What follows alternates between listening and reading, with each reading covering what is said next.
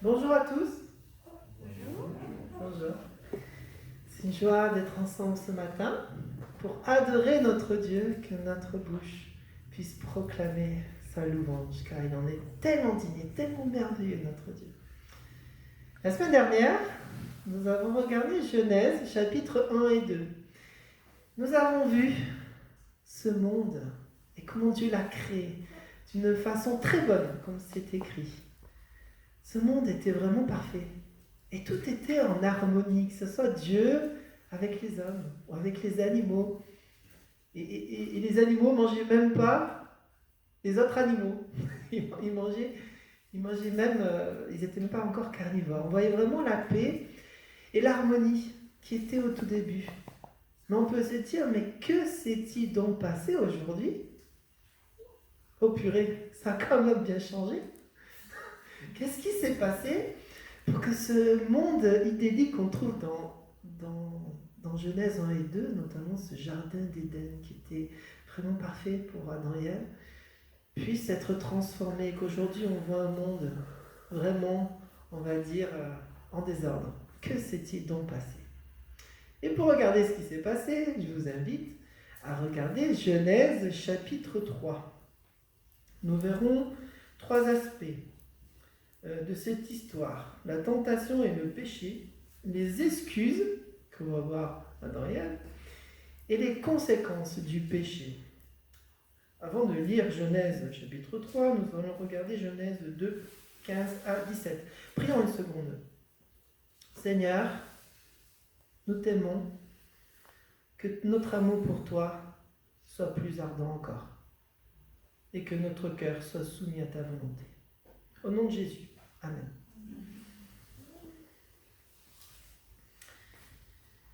Genèse 2, 15 à 17, qui va nous permettre de comprendre notre passage. Il est écrit: L'Éternel Dieu prit l'homme et le plaça dans le jardin d'Éden pour le cultiver et pour le garder.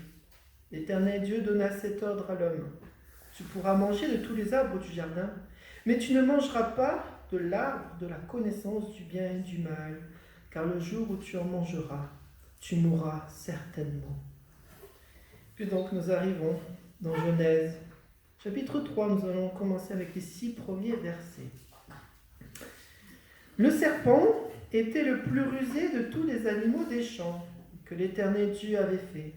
Il dit à la femme: Dieu a-t-il réellement dit: Vous ne mangerez pas de tous les arbres du jardin? La femme répondit au serpent: Nous mangeons du fruit des arbres du jardin.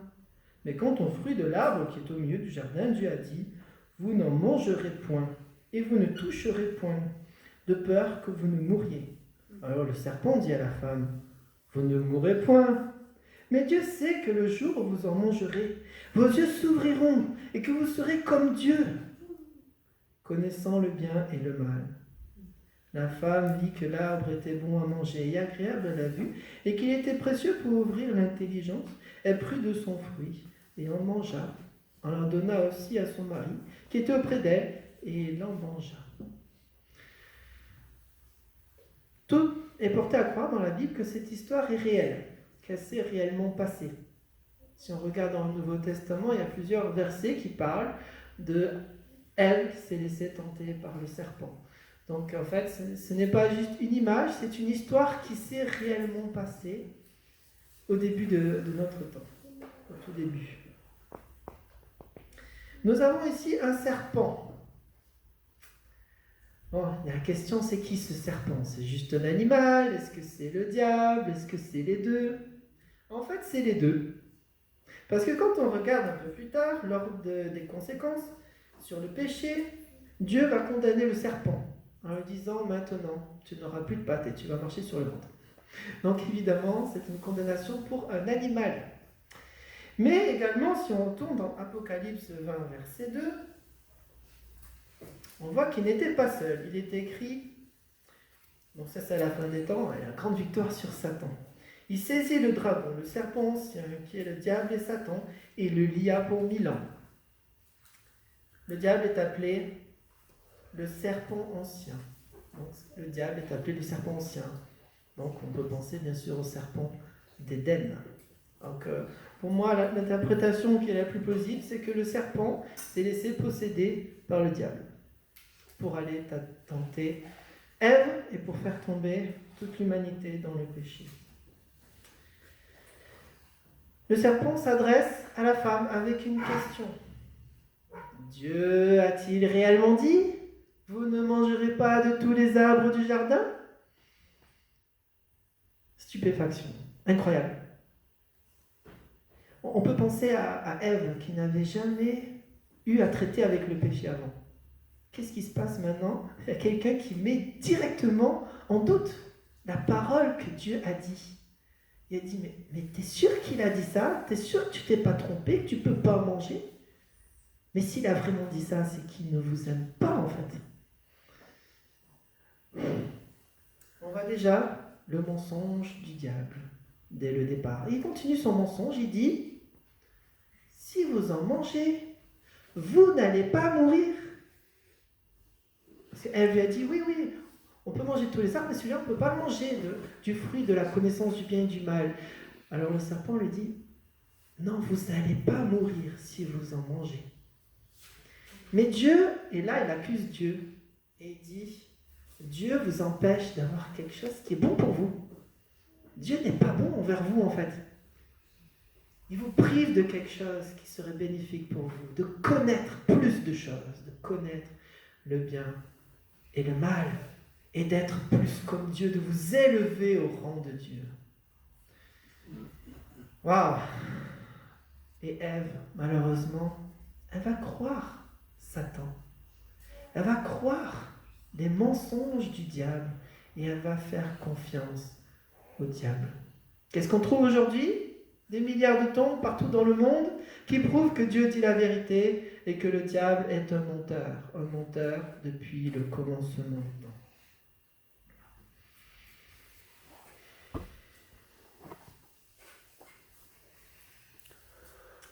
Ève est attirée par la connaissance. Elle dit, si je vais pouvoir manger, je vais pouvoir connaître tellement de choses. L'orgueil de la culture, l'orgueil de la connaissance, nous pouvons dire.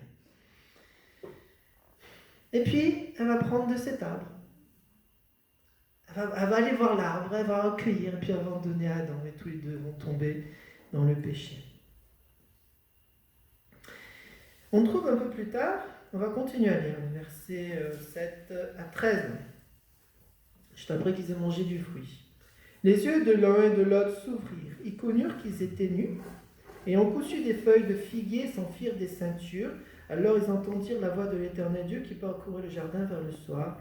Et l'homme et sa femme se cachèrent loin de la face de l'Éternel Dieu, au milieu des arbres du jardin.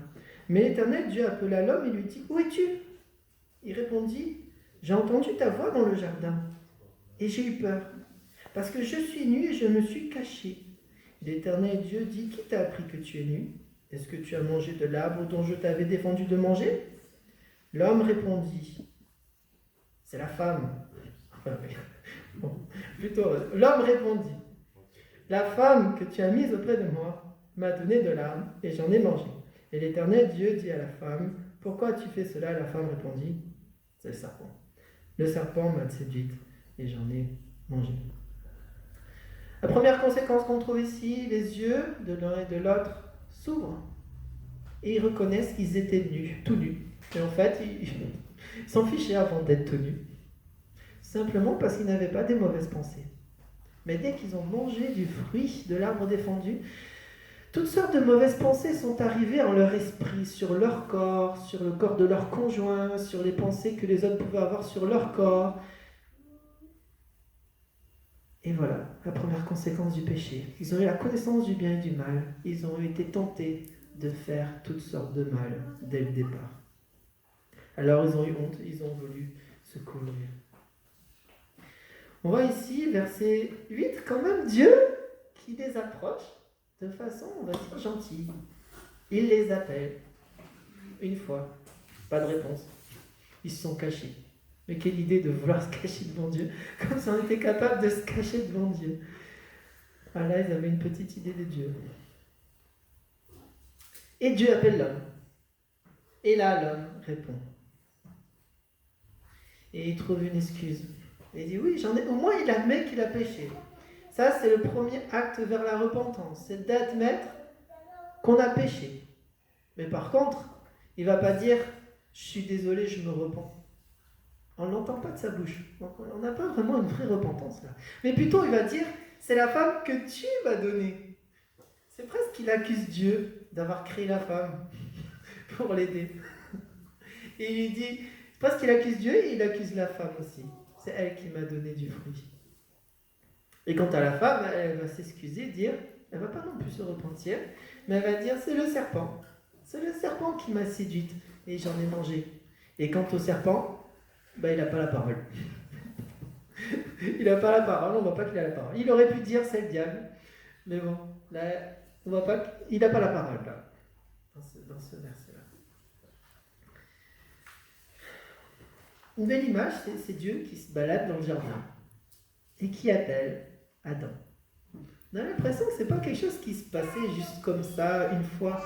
On a l'impression que c'est quelque chose d'assez régulier, qui venait des fois se balader dans le jardin avec Adam. On peut penser à une relation proche, très proche même, avec son Créateur. Mais qu'est-ce qui se passe maintenant? Adam se cache. Il a peur de Dieu, peur des conséquences, peur que Dieu voie sa nudité. On voit déjà ici la première conséquence du péché, qui est la séparation avec Dieu.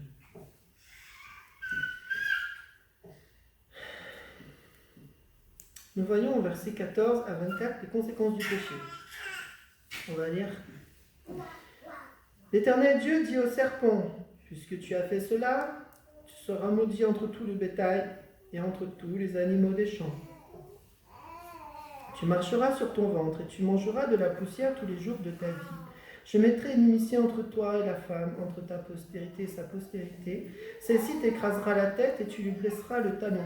Il dit à la femme, j'augmenterai la souffrance de tes grossesses.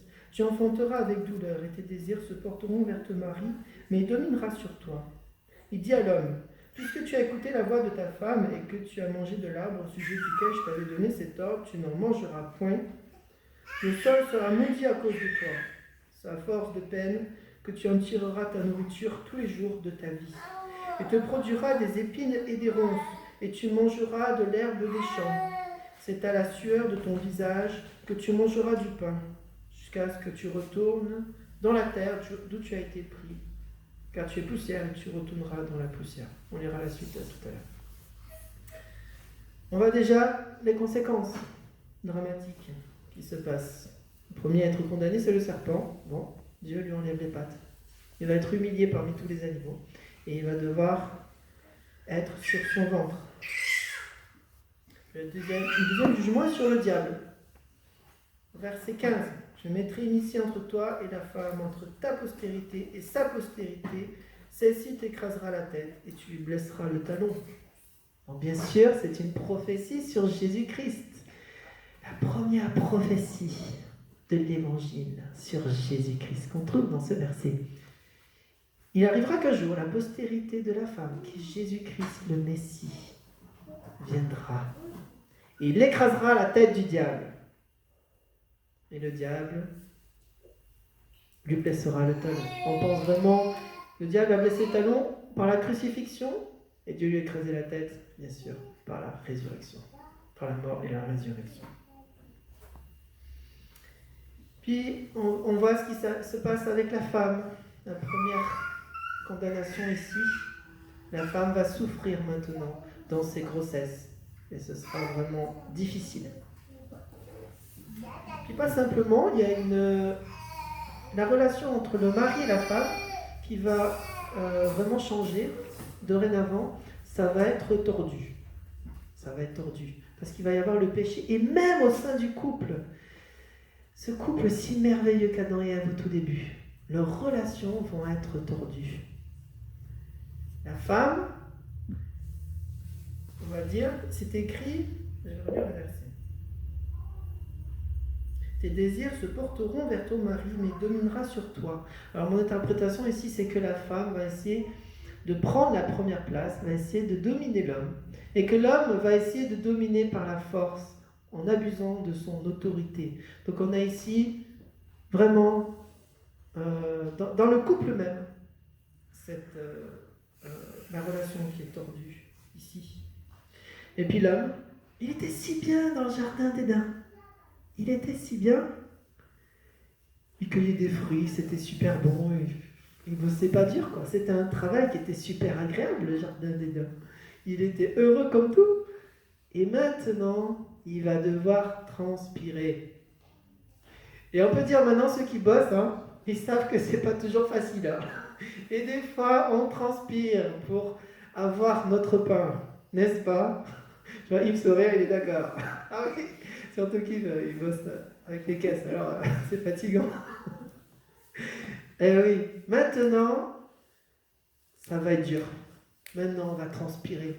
On ne va plus manger de ces arbres merveilleux. On va devoir travailler la terre, et il y aura des ronces et des épines. Et on va devoir travailler dans la douleur. Waouh!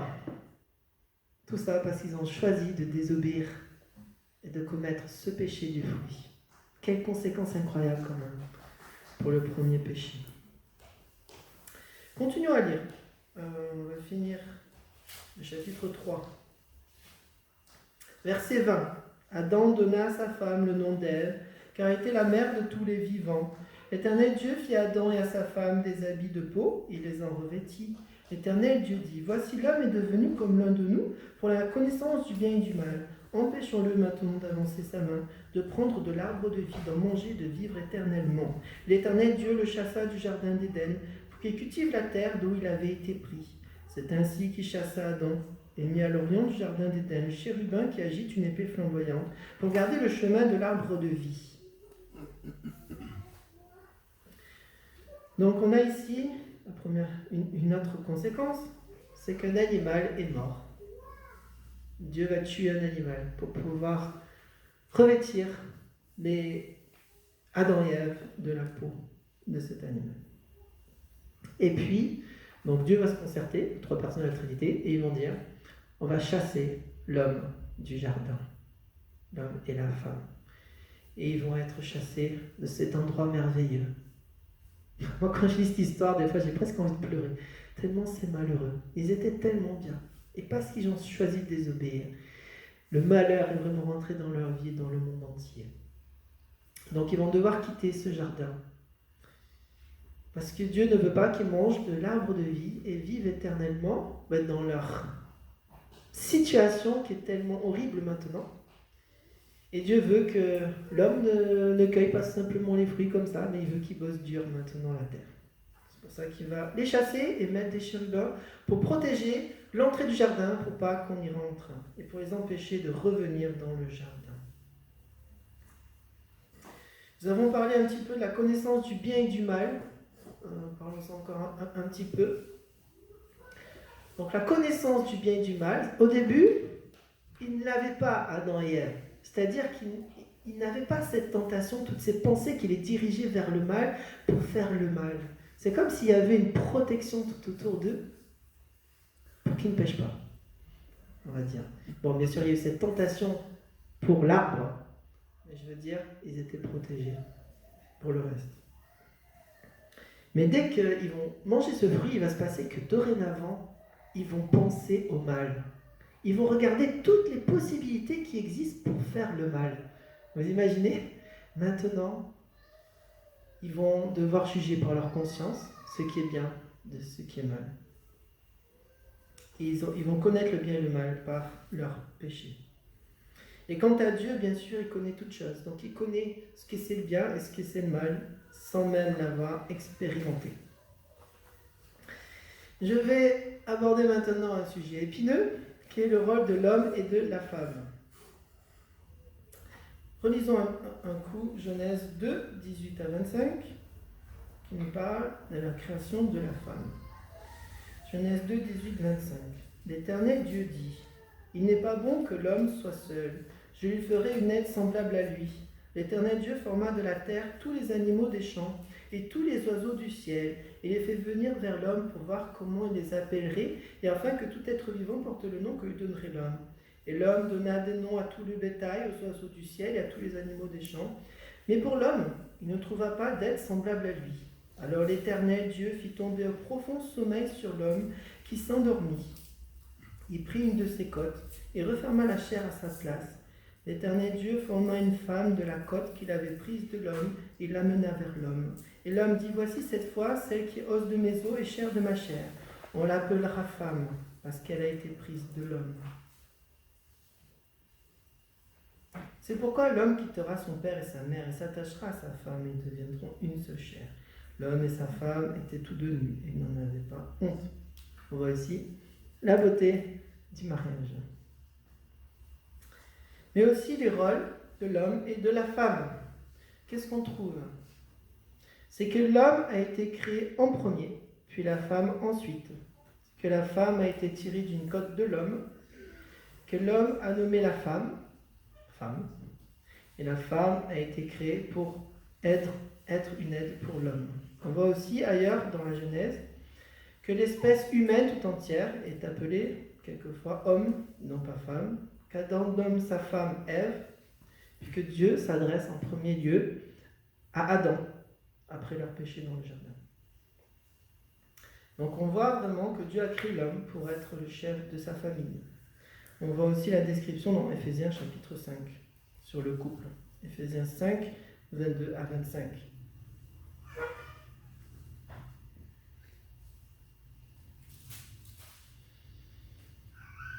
Il est écrit, femme, que chacune soit soumise à son mari comme au Seigneur, car le mari est le chef de la femme, comme Christ est le chef de l'Église, qui est son corps et dont il est le sauveur. Or, de même que l'Église est soumise à Christ, les femmes aussi doivent l'être à leur mari en toutes choses. Mari, que chacun aime sa femme, comme Christ a aimé l'Église et s'est livré lui-même pour elle. Donc ici, c'est écrit que le mari est le leader de son foyer, le chef de la femme, que la femme obéit à son mari, et puis nous voyons aussi le rôle de la femme, du mari envers sa femme. Il doit aimer sa femme comme Christ a aimé l'Église et s'est donné lui-même pour elle. Donc c'est énorme quand même, l'amour que Marie doit avoir pour sa femme. Il doit être prêt à donner sa vie. Il devrait être prêt à même se sacrifier pour elle, comme Christ a aimé l'Église. Il doit l'aimer d'un amour immense. Alors même s'ils ont des rôles différents, l'homme et la femme sont égaux. Ça, nous le voyons dans la Trinité. Le Père est le chef de la Trinité, le Fils est soumis à son Père, et pourtant les deux sont égaux, comme c'est écrit en Philippiens 2, verset 6, existant en forme de Dieu, il n'a point regardé son égalité avec Dieu comme une proie arrachée, ils sont tous les deux égaux, l'homme et la femme, comme c'est le cas dans la Trinité. Mais ce qui s'est passé en fait dans la chute, dans le péché d'Adam et Ève, c'est que les rôles ont été inversés. C'est-à-dire que Ève a fait le boss, elle est allée, elle, à l'arbre, cueillir l'arbre et en donner à son mari pour qu'elle en mange, plutôt que de se mettre derrière son mari. Et l'homme, lui, a laissé autorité à sa femme et a péché ainsi. Malheureusement, le péché d'Adam et Ève ne s'est pas arrêté avec eux, mais s'est répandu dans le monde. C'est-à-dire qu'eux-mêmes, ils ont acquis une nature pécheresse dès qu'ils ont commencé à pécher, donc ils ont commencé à faire toutes sortes de mal, à penser à faire toutes sortes de mal, et de génération en génération, le péché s'est répandu, comme on le retrouve dans Romains 5, verset 12. C'est pourquoi, comme par un seul homme, le péché est entré dans le monde, et par le péché la mort, et qu'ainsi la mort s'est étendue sur tous les hommes, parce que tous ont péché. Donc on voit depuis qu'Adam, que de génération en génération, le péché s'est introduit dans chaque être humain, et que chaque être humain après est allé à la mort à cause de son péché. Psaume 51, verset 7.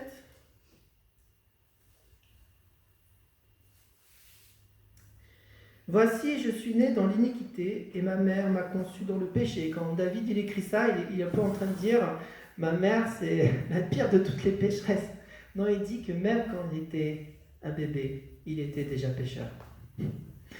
Et Si on regarde les enfants, je pense qu'on a tous vu des enfants, hein, qu'on soit parents, que ce soit oncle comme moi ou autre.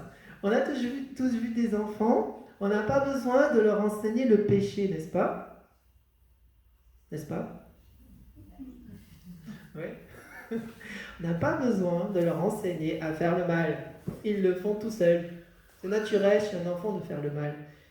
Par contre, les parents, bien sûr, doivent leur enseigner à faire le bien et à se détourner du mal. Nous sommes tous nés avec une tendance à faire le péché. Saint Augustin a écrit « Si tout petit un enfant, si grand un pécheur ». Et c'est vrai que même les petits-enfants peuvent être des grands pécheurs déjà. Et la vérité, c'est que nous sommes tous pécheurs, comme il est écrit en Romains 3, verset 23.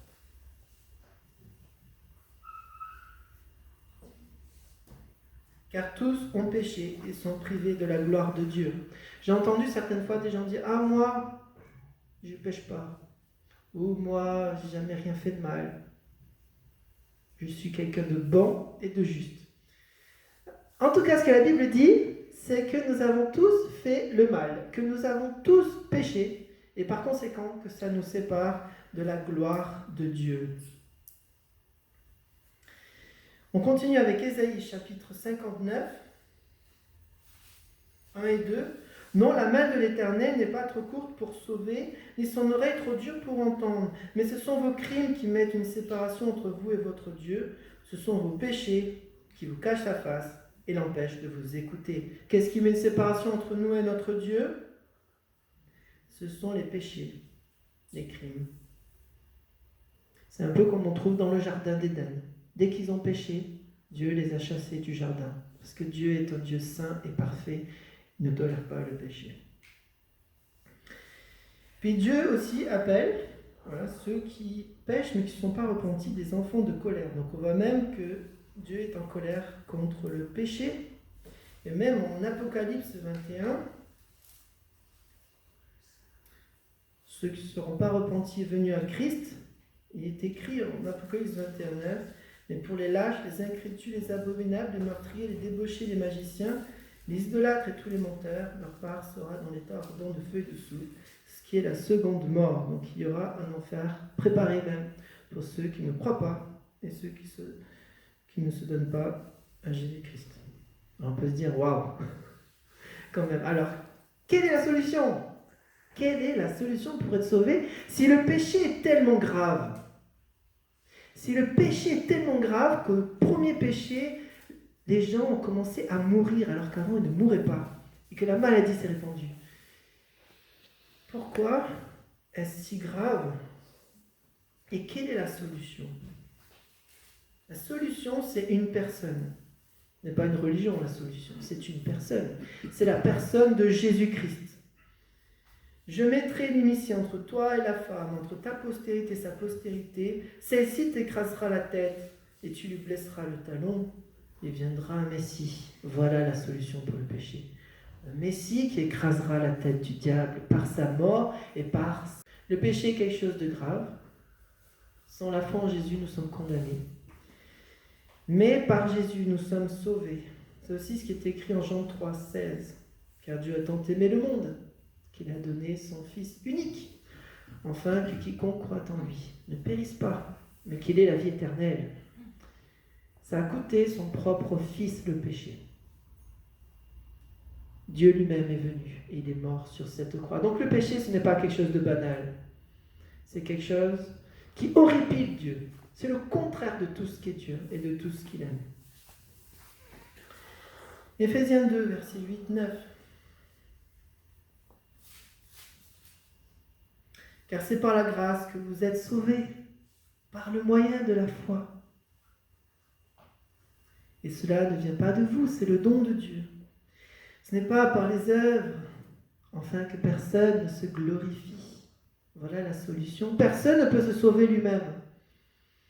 Mais c'est Jésus-Christ qui nous donne un don gratuit de sa grâce, par la foi en ce qu'il a fait pour nous. Je pense à deux histoires. Maintenant, quand je pense à ça, qu'on ne peut pas se sauver nous-mêmes. Je pense à Saint Augustin, je pense à moi-même. Alors, pourquoi Saint Augustin? Voici sa biographie, les Confessions de Saint Augustin, je vous invite à le lire, c'est vraiment fort. Et comment, malgré sa vie de péché, il a trouvé le Seigneur, comment il s'est converti. Une très belle histoire qui inspire beaucoup. Saint Augustin, on peut dire, c'est un grand pécheur. À l'âge de 16 ans, il avait déjà une maîtresse, pour vous dire. Il a volé par plaisir. Il raconte une histoire là-dedans. Il a volé des poires avec des amis, mais juste par plaisir. C'était quelqu'un qui était dans le manichéisme, une religion, et qui l'a enseigné. Donc il a enseigné une fausse religion pendant des années dans une école. Puis il était vraiment très fier par sa connaissance. C'était quelqu'un de très très intelligent qui connaissait beaucoup de choses. Mais alors, dans ce livre, il va nous dire, c'est impossible qu'on peut se sauver nous-mêmes. Quand je regardais combien j'étais pécheur, je ne pouvais pas me sauver moi-même. En fait, ce qui l'a amené à se convertir, c'est quand il a appris sur la chasteté, Saint Augustin. Il a dit, waouh, ces gens sont chastes. Et lui, qui était vraiment un débauché, ça l'a vraiment touché au fond de son cœur. Et il dit, voilà, on ne peut pas être sauvé par nous-mêmes, c'est pas possible. Le péché, on a fait tellement de mal à Dieu. Comment atteindre ce Dieu juste et saint? Pas par nos forces, mais par Jésus-Christ. Parce que lui est sans faute, lui est sans péché, et lui sur la croix a pris notre condamnation pour nous sauver. Donc par lui, nous pouvons être sauvés. Moi-même, quand je pense à ma propre vie, surtout dans l'adolescence, j'étais vraiment très très bas dans mes péchés, dans ma rébellion à mes parents, mes vols ou les grèves, ma colère, les bastons, tout ce que j'ai pu faire, ou la drogue. Et donc je me dis, mais tout ce que j'ai fait là, comment je peux gagner avec les bonnes œuvres pour tout le mal que j'ai pu faire? Alors que ce Dieu est saint et parfait, comment je pourrais me présenter devant lui avec tous ces péchés si je ne suis pas lavé complètement? Je ne vais pas pouvoir. Je vais essayer de frotter. Je peux essayer de frotter pour enlever mes fautes. Mais je ne les enlèverai pas. Il y a une seule personne qui peut me donner une nouvelle chemise blanche. C'est Jésus-Christ. Qui est mort à notre place et qui a payé le prix pour nous sauver de nos péchés. Donc Jésus aujourd'hui ouvre la porte à chacun. Si quelqu'un ici ne connaît pas Christ, c'est comme dans le jardin, Dieu est allé chercher Adam et Ève pour leur parler. Dieu vous cherche aujourd'hui encore. On peut se poser une question quand on pense à ce péché qui a eu de telles conséquences. Pourquoi Dieu nous a-t-il laissé le choix? Mais oui, pourquoi a-t-il mis un arbre dans le jardin? Eh oui, c'est vrai qu'on peut se poser la question. Mais est-ce que vous aimeriez quelqu'un qui vous oblige à l'aimer? Est-ce que vous auriez envie de l'aimer si on vous obligeait à aimer? Je pense que non. Le vrai amour vient de la liberté et du volontariat. C'est pour ça que Dieu a donné l'opportunité à l'homme de pécher et de faire le mal. Il voulait une relation avec nous, comme aujourd'hui il veut une relation encore avec chacun de nous par Jésus-Christ. C'est comme un peu dans le mariage. Parce que le mariage, on entend déjà encore aujourd'hui des mariages qui sont forcés. Le mariage forcé, quand c'est pas un amour qui choisit, ça va être très compliqué le mariage. Mais quand c'est choisi, il y a beaucoup plus de chances que ça se passe bien. Alors, 3 applications. C'est premièrement de faire confiance en la parole de Dieu. Faisons confiance en la Bible, en ce que Dieu nous dit là-dedans. Le diable va venir souffler à notre oreille. Es-tu sûr que c'est vrai? Dieu a-t-il réellement dit de ne pas avoir de relations sexuelles avant le mariage? D'être fidèle envers son conjoint? De ne pas mentir? D'honorer ses parents? Dieu a-t-il réellement dit? Il va venir souffler des mensonges comme ça pour nous pousser au péché, comme il a réussi à le faire déjà avec Ève. Qu'est-ce qu'il nous faut? Connaître la parole. Quand on dit lire la Bible tous les jours, C'est vraiment une question vraiment très importante. Faisons-le, lisons la Bible tous les jours. Sinon, on ne pourra pas discerner le vrai du faux. Et le mensonge du diable va venir nous percuter en plein cœur. Mais si on connaît la parole, on va dire non, c'est faux. Je connais ce que la Bible me dit. Quand le diable va dire « Dieu t'aime pas », je vais sortir un verset, je vais dire « Car Dieu a tant aimé le monde ». Avant, quand j'étais pécheur, Christ est mort pour moi. Comme ça, je sais que Dieu m'aime. Quand le diable va me dire « Dieu t'a abandonné », je vais dire « Je ne t'abandonnerai pas et je ne te délaisserai pas ». Connaissant la parole, le diable va venir souffler ses mensonges. Mais si nous sommes dans la parole, nous pourrons résister.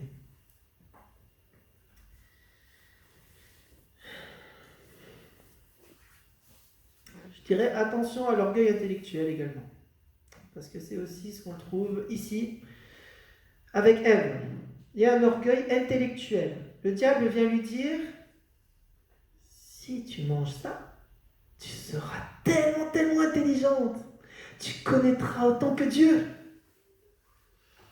Je pense qu'il faut faire attention avec l'orgueil intellectuel. Bien sûr, ce n'est pas mauvais d'être cultivé. D'ailleurs, je viens juste de dire, lisons la Bible tous les jours. Alors, lisons, étudions.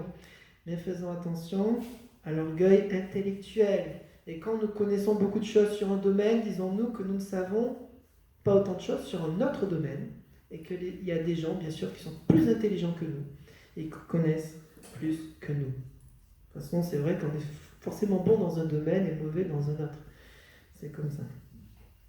Alors bien sûr, je dis, quand même, continuons à se cultiver, à apprendre. Moi, j'ai une histoire qui m'a un peu choquée quand j'étais à l'école biblique Eternity Bible College en Californie. Et j'ai eu un prof, il m'a dit, je ne veux pas faire de ce livre, de la Bible, un bouquin d'études, comme si c'était comme un livre, cahier de mathématiques, quoi. Mais le truc, c'est qu'il ne me donnait pas de devoirs et qu'il ne me faisait pas apprendre. C'était terrible. Et ce semestre-là, il y en a même qui sont partis, ils ont quitté l'école. Parce qu'ils étaient là pour apprendre et on ne les faisait pas apprendre. Donc, ouais, ça ne veut pas dire quand même s'il y a un danger d'orgueil intellectuel, soyons cultivés. Jésus connaissait beaucoup la Bible. Ouais. Et pourtant, il était très humble en même temps.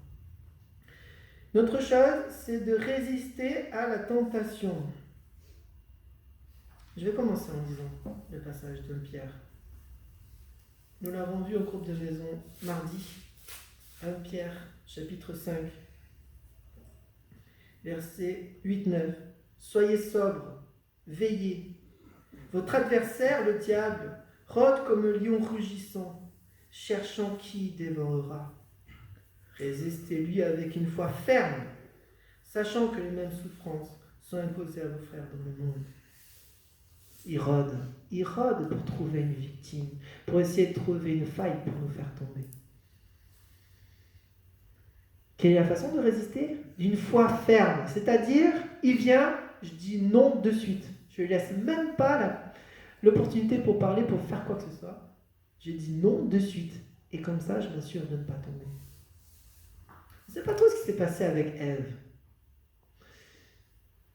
Satan qui vient lui parler. Tu as réellement dit ça, tu ne vas pas mourir. Si tu en manges, tu vas être intelligent. Elle va donc à l'arbre. Peut-être au début, elle se dit, je vais juste regarder l'arbre. Elle regarde l'arbre. Et après, elle se dit, je vais juste regarder le fruit. Elle regarde le fruit. Puis après, elle se dit, je vais juste le prendre dans ma main. Je vais juste manger un petit bout. Et après, je vais le donner aussi à Adam. On voit la progression du péché. En fait, le péché ne tombe pas comme ça d'un coup. Le péché est progressif. Si on n'est pas sur nos gardes tout le temps, vraiment, le diable va venir et nous faire tomber. Soyons sur nos gardes, comme c'est écrit ici, pour résister à la tentation dès le début. Ne laissons pas accès au diable, comme c'est écrit. C'est pareil dans beaucoup de domaines. Par exemple, je vais dire, par rapport aux choses qu'on regarde. Ça peut être une mauvaise image qui mène après à la pornographie. Mais déjà, c'est une image. C'est juste une image que je regarde. Et après, c'est la chute. Déjà, il faut se dire, je ne regarde pas cette image. Je la mets loin de moi. Je vais être saint, je vais ressembler à mon Dieu. Soyons vigilants pour ne pas tomber. On a une force avec nous pour ne pas tomber, n'est-ce pas? La force de Christ en nous. Marie-Jo, elle me cite souvent ce verset. Elle n'est pas là avec nous ce matin. Ah si, Marie-Jo, t'es là. Excuse-moi, Marie-Jo. Tu peux nous réciter Galates 2:20, s'il te plaît?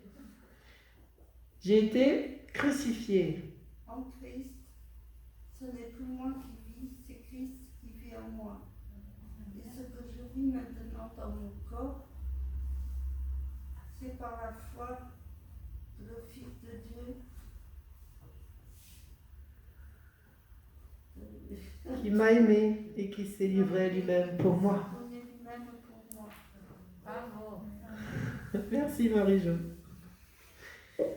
Si je vis, ce n'est plus moi qui vis, c'est Christ qui vit en moi. À l'intérieur du chrétien, il y a le Christ qui lui donne, et le Saint-Esprit, qui lui donne la force de vivre pour le Christ et de résister à la tentation. J'aimerais terminer avec un verset, Ésaïe 1:18.